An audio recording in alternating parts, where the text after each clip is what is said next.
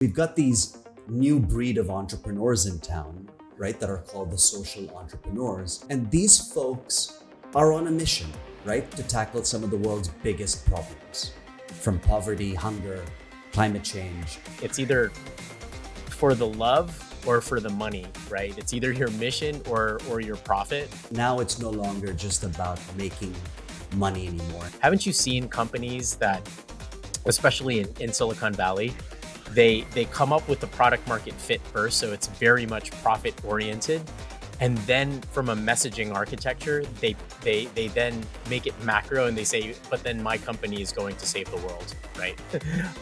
I built this B2B API, business API, 5 layers deep within Kubernetes containerization, and found a way to do data management more efficiently across the entire data pipeline.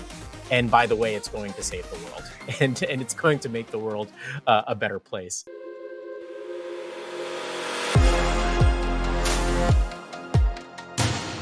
So imagine you're a passionate entrepreneur with a groundbreaking idea, right? So you have a vision that could revolutionize industries. It could revolutionize the way we live, work, and play. And this burning desire, you've got this burning desire with a few people, and you want to leave an indelible mark on the world. So as you set forth your entrepreneurial voyage, you have to make a pivotal decision, right? Do you build your enterprise with the intention of selling it for a substantial profit? Or do you prioritize creating a company that generates a profound impact on the world? So let's start off with business models. So there's a business model that's being used that involves donating one product or a service for every product or service sold, right? It's called the one for one business model, right? For example, so Tom's Shoes donates a pair of shoe for a child in need for every pair of shoe purchased, right? So you've got that model. Then you have a hybrid model. And these models basically are traditional for-profit business practices with a social impact initiative. So for example, Patagonia donates 1% of its sale to environmental causes. Then it gets really interesting. The third business model is a triple bottom line business model. So this model focuses on 3 goals. It focuses on social impact, environmental sustainability, and financial profitability. So there are these companies called B Corps, which are certified businesses that meet very, very high standards of social and environmental performance and transparency, but still are very profitable businesses. So these are the 3 business models. You have the one for one, you have the hybrid, and you have the triple bottom line. Now, one of the challenges that social entrepreneurs face is to attract and retain customers. So if you have a social enterprise, you have to find clients that are willing to pay a premium for products or services that, are made in a sustainable and ethical way, right? So social entrepreneurs need to effectively communicate that social mission and value proposition to potential customers. Yeah, Dhiren, you're absolutely right. I think customers are going to be the very core of how you evolve and grow this business, no matter what structure an entrepreneur decides to choose. And you laid out 3 very, very good, solid examples. You can kind of pick and choose, and we could kind of bat around some ideas in terms of the advantages and trade-offs for each type of model. But as you were talking, I started thinking about kind of some more of these underlying themes, which I believe gets to kind of the crux of this episode, which is really reconciling mission and profit, because it's a lot harder than it sounds, right? And I was trying to think of like what would nail kind of the big theme here. It's either for the love or for the money, right? It's either your mission or your profit. And so I'll kind of walk through just some of the underlying principles that I've carved out over time in terms of how to properly align a mission with profits and revenues, right? So it's about defining a clear mission, identifying the profitable niches and the customers like you had mentioned, developing those products and services that fulfill that mission, and then of course integrating that mission into all different aspects of the business. You can definitely use profit as a tool for mission achievement, but then like you said, it's really about measuring those specific outcomes. And there are cases in which you may not even want to attribute outcomes if you're truly a real life mission to save humanity, right? And we can talk about what that looks like, because a lot of true pure missions don't involve profit, or for some reason they are mutually exclusive or counterintuitive, right? And then of course there's the adaptability and the evolution around that. So you start by articulating that compelling mission. It reflects your values and what you want your business to achieve beyond just making money, right? And I'd like to kind of punt this one back to you, because haven't you seen companies that, especially in Silicon Valley, they come up with the product market fit first, so it's very much profit oriented, and then from a messaging architecture, they then make it macro and they say, but then my company is going to save the world, right? uh, I built this B2B API, business API, 5 layers deep within Kubernetes containerization, and found a way to do data management more efficiently across the entire data pipeline. And by the way, it's going to save the world, and it's going to make the world a better place. So yeah, so my mind goes there, and I'd love to unpack more of these principles with you in terms of aligning and reconciling mission and value. But do you feel that sometimes entrepreneurs get hung up on the profit first, and then they kind of trick themselves into saying that this is for a bigger mission, or it is for saving the world, when in fact it is just for profit? Yeah, I think it really comes down to, that's a great question and a point.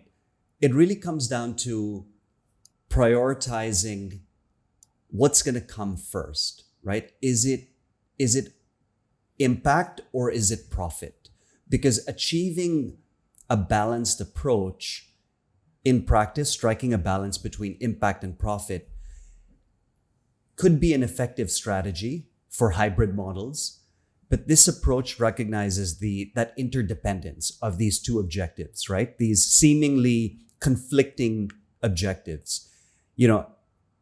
Acknowledging that financial success can fuel greater impact, right? But while social or environmental achievements can also enhance the brand reputation and attract customers. So in your example, that's what those entrepreneurs are really optimizing for, right? It's okay, how can I cast the widest net possible where I'm a for-profit organization, but at the same time, I have this impact narrative around my business, right? But I think if you were to peel the layers, and if, in the strategy room, right, the conversation is, what are we first, right? Are we profit first or are we impact first?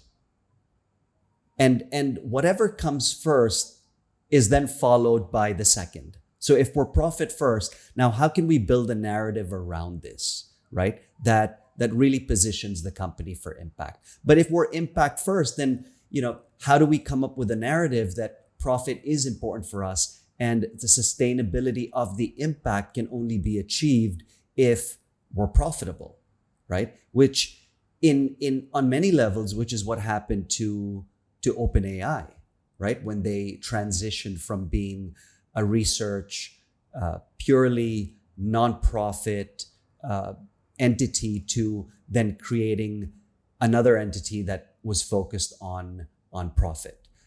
So it's really balancing the two priorities. Yeah, for sure. And in that example, it did not do a good job of balancing, or maybe they are still in the process of crystallizing the right kind of model from kind of that structured perspective, right? Because Well, it sorry, I was going it to say, I'm just going to push back, because okay. in what way do you feel that it hasn't done the job? Because technically they're shipping product, they're super profitable, they have been able to attract one of the largest companies in the tech space, Microsoft, to invest in the company. Where would you say they're falling short in terms of the mission? When they turned into a for-profit company. So it immediately shifted from adhering to humanity's alignment with AI outcomes, or AI outcomes aligned with humanity's goals, and making sure that they're aligned with those goals, to 2018 when it turned into a pure for-profit company. I'm not saying that they threw all of those principles out of the window. I think it's still to be determined whether or not this alignment is taking place. And we'll find out very quickly if there are indeed either crises averted or AI risks that, unbeknownst to us, are happening within the research lab with the computer scientists and the best of the brightest of OpenAI.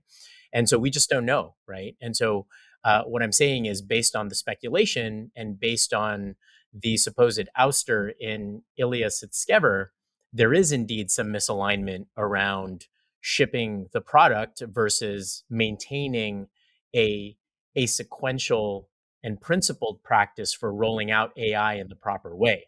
And we'll find out if AGI comes 10 years too early, and all of a sudden all of these agents are already plugged into it, it's hooked up to the web, there's all kinds of security breaches, and next thing you know, you have Mission Impossible, and all of a sudden the AGI becomes sentient, and we have kind of the worst nightmares. And of course, I'm not a doom and gloom AI person. I am a techno optimist, right? So I don't actually believe those things in the movies, just because it's really hard to do, given the securitization and the partitioning and API management and configuration, and all the security keys that's needed to potentially create the right kind of AI enabled agents. So I'm not saying that, but I am saying that we're seeing what we're seeing because of the conflicts of the misalignment between profit and nonprofit, between the overarching mission and the need to grow this data ecosystem, because there's just too much money to be made with AI. And obviously, with great power comes great responsibility. And we're seeing kind of the manifestations of when, different board members at their core have disagreements with what those principles should be. Mm, yeah, absolutely. So, I mean, in recent years, something fascinating has been happening, right? In the world of entrepreneurship, it's no longer just about making money anymore, and we spoke about this in previous episodes, right? When we were talking about leading millennials, right? They have this desire to align with themselves with a mission, right? They want to make a difference. So we've got these new breed of entrepreneurs in town, right? That are called the social entrepreneurs, and these folks are on a mission, right? To tackle some of the world's biggest problems, from poverty, hunger, climate change.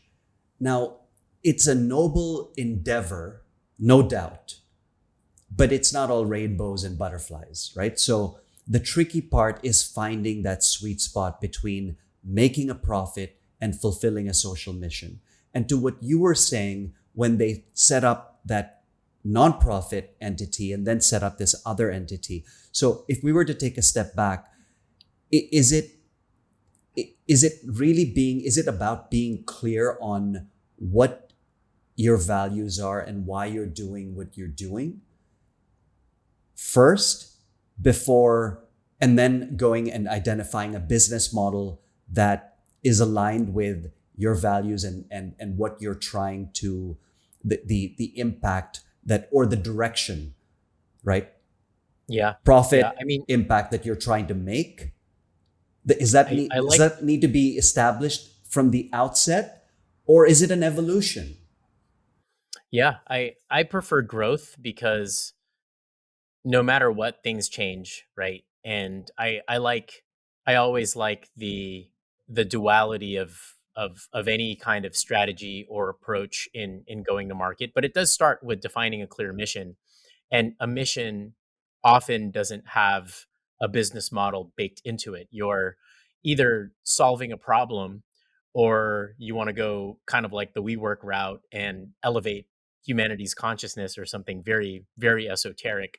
And there are ways to do that without putting in a profit, right? If you were a philanthropist or you started off as a nonprofit, all you needed was to ask for money, and your business model in order to thrive and survive is to just ask for money for the cause.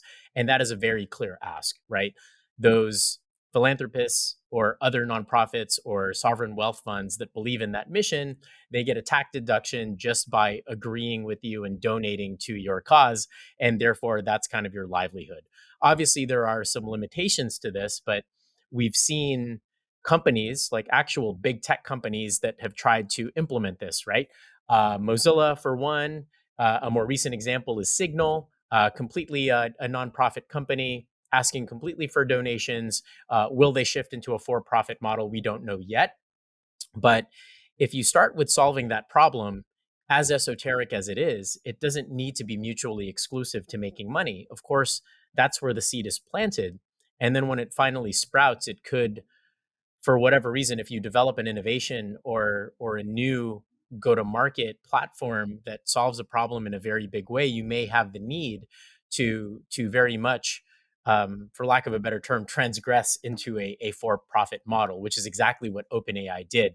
In order to achieve its original mission, perhaps it had to go the for profit route and actually raise some money to break away from the limitations of the nonprofit in order to achieve that mission, right? So it just becomes a growth engine when you have both impact and profit from the very beginning. And often, one model may win out over another in due time, or you may start and just say, hey, let's figure out a structure where we could adhere by these principles, and then also structure it in a way in which we have all of those things firing on all cylinders that would benefit the company and the mission, which is some kind of hybrid model. And we have yet to figure out what that new model looks like that is a strong hybrid profit and not for profit. But we know that these avenues now start to exist. Hey there. We're taking a quick break from the show to let you know that if you'd like to invite Dhiren or Nikos to speak at your next event on topics ranging from emergence and the inner game to the future of AI, we've got you covered. Simply email us at info@emergencenowpod.com. Once again, that's info@emergencenowpod.com. Now, let's dive back to the show. As you were speaking, I was thinking about how, values are critical, right? I mean, really understanding your values and aligning your values to the shareholders' values, right? The values of the shareholders, because ultimately, if you don't have that alignment, then you start having, conflict within that business model, right? And then you start asking, well, what comes first, really? What's the priority here, right? In Tom's case, from what I understand, the one-for-one business model was in place from the outset. Ben and Jerry's, that triple bottom line from the outset, they knew exactly, what their values were and what they wanted, the impact that they wanted to make in the world, right? And when you look at traditional businesses, right? Traditional businesses, which I've been involved in, when you're trying to pursue a profit, it often requires cutting costs, which then include environmentally unsustainable practices from, impact on the environment. We're now talking on the other end of the spectrum, right? Or underpaid labor, for example, right? So this perception of balance has evolved over time. Like, how do we find that balance? How do we dissolve that friction? Because it's not mutually exclusive. We've seen it in several business models that have been successful. Yeah, definitely. You mentioned shareholder value in the for profit model. And yes, you absolutely have to adhere to those initial foundational principles, and the shareholders need to agree with that. Or you just have either a cohort or a stakeholder group that's just maybe your key donors that you hit up from time to time in the nonprofit model that are aligned with your mission and vision, and maybe it becomes more about the partnership. The thought experiment I'd like to run here is, we're very familiar with the for-profit model. We're both, software guys and platform guys, so we know all of the different models that exist in the tech space, whether you're B2B or B2C, regardless of what type of category that you want to penetrate. But let's look at the core, like, impact driven type of companies. I like the Tom's example because, again, that's a hybrid. I love Ben and Jerry's as well because that's a hybrid. Love Patagonia because they have the overarching arching mission around sustainability. But what is, like, the purest form of an impact entity that just wants to bring something to humanity with, like, zero profit in mind whatsoever? It's like, what is that real vision of freeing humanity from the clutches of institutions and let's say governments, or like whatever it is, the shackles of whatever is holding down humanity right now? Like, what does that look like? Are we moving in the realm of like the Catholic Church and religion? Like, what does that look like to you in terms of, like, pure impact? What comes to mind for you? Well, churches are very profitable. Oh yeah, absolutely. They're billion-dollar entities, aren't they? Multi-billion Yeah, dollar entities. Yeah. absolutely, absolutely. I mean, so these are the ones that really come to mind, right? Patagonia is one that comes to mind. We did a case study a few years ago on Patagonia, and I was just amazed on how, the messaging around, you know, the company, the messaging that they put out is that you actually don't need to buy so many things, right? Like, one of our jackets, one of our products will last you for, 5 to 10 years. And even after that, you can actually donate it, right? And the cycle continues. So that's basically the focus or the messaging, and the product has been built for sustainability. Uh, yeah, Tom's is a great example.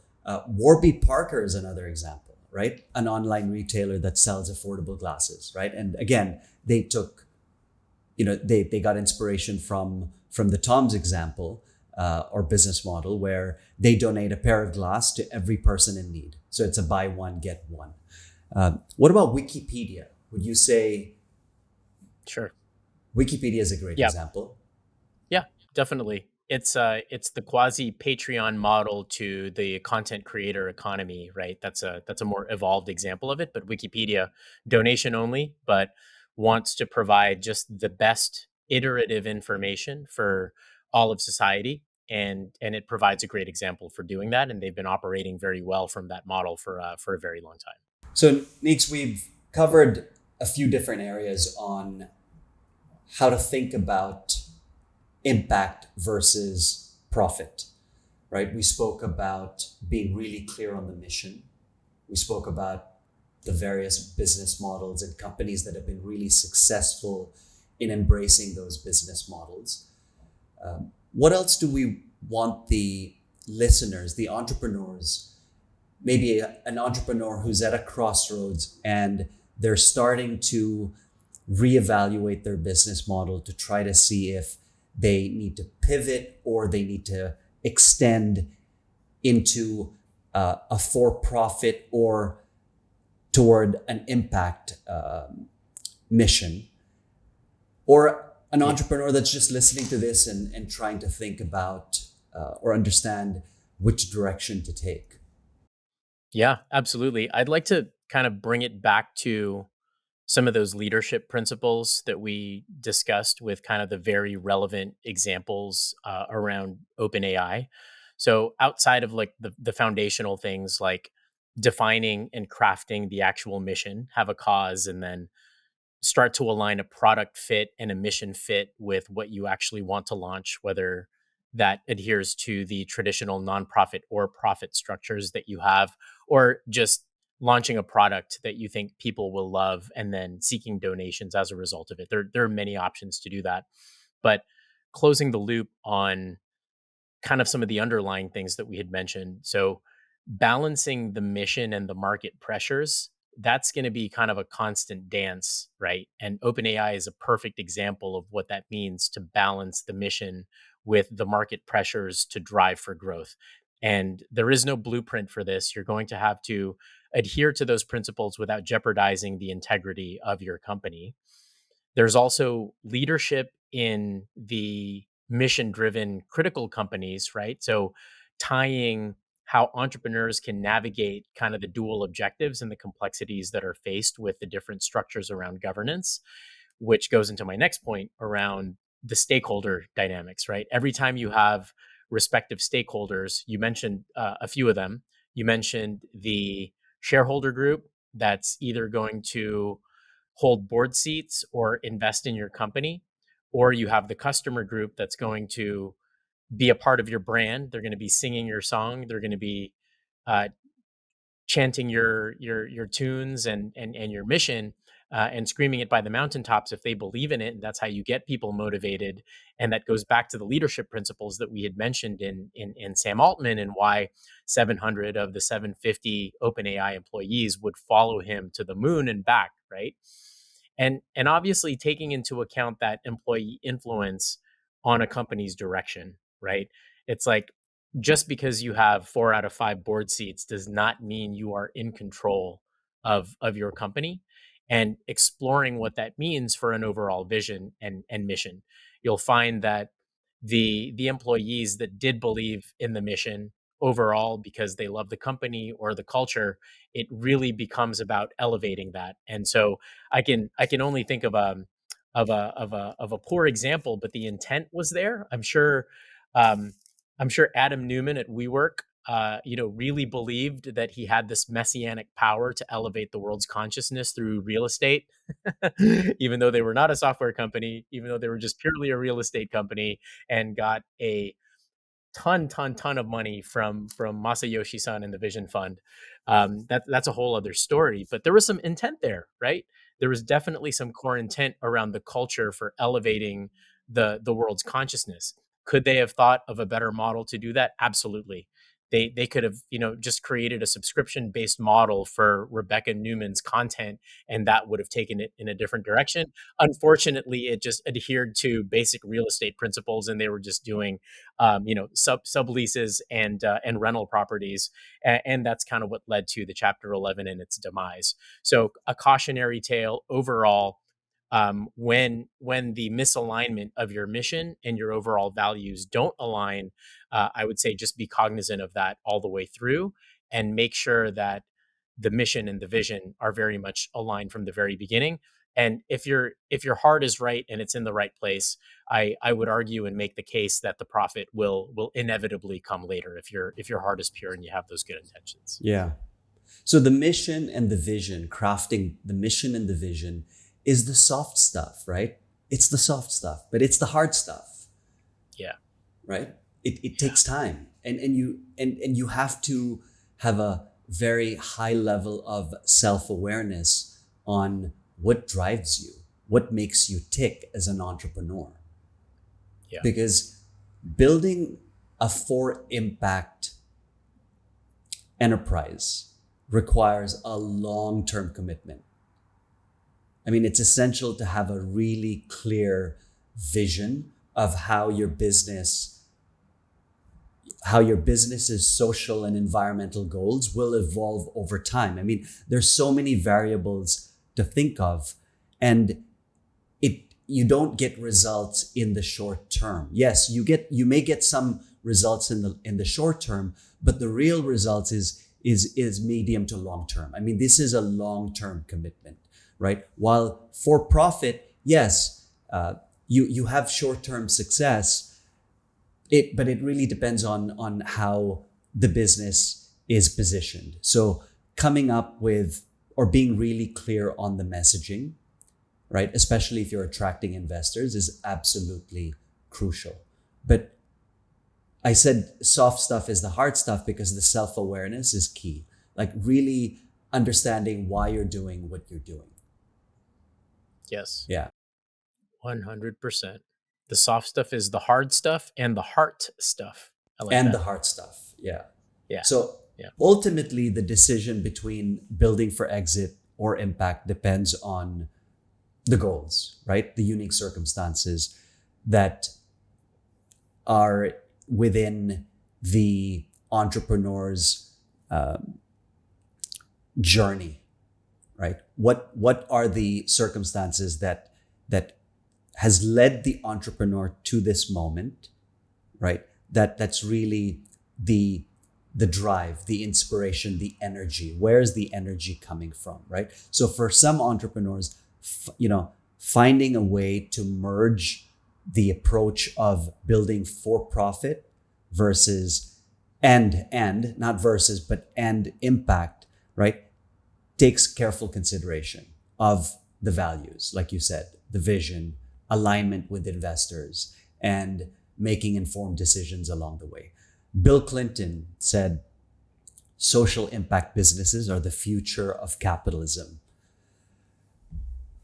I think that vision is starting to, it's starting to become reality. We're starting to see a lot more. I mean, I'm speaking to a lot of entrepreneurs who are very social impact focused. All right, everyone. We've covered a lot of ground here.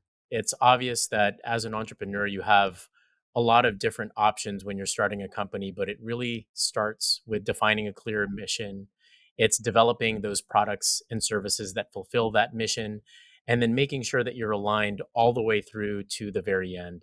But as Dhiren said, it's not just about the vision and the mission, it's the heart that gets to that mission and vision that starts to unfold your company in ways that you just never knew possible. So you'll surprise yourself, but it comes with the territory. But it's all about having that good intent right from the very beginning. So with that, folks, stay focused and stay clear on that vision. And all we can say is good things will come. Thank you for joining us. Thank you for tuning in to Emergence Now, where we explore the emerging trends, technologies, and ideas that are shaping our world today for you to discover yourself. We hope you have enjoyed this episode and gained valuable insights that you can apply in your own life. If you want to stay up to date with our latest episodes, be sure to subscribe to our podcast on your favorite platform. And don't forget to follow us on social media, where we share additional content, engage with our community, and keep the conversation going. Thank you for listening to Emergence Now, and we hope you will join us for the next episode.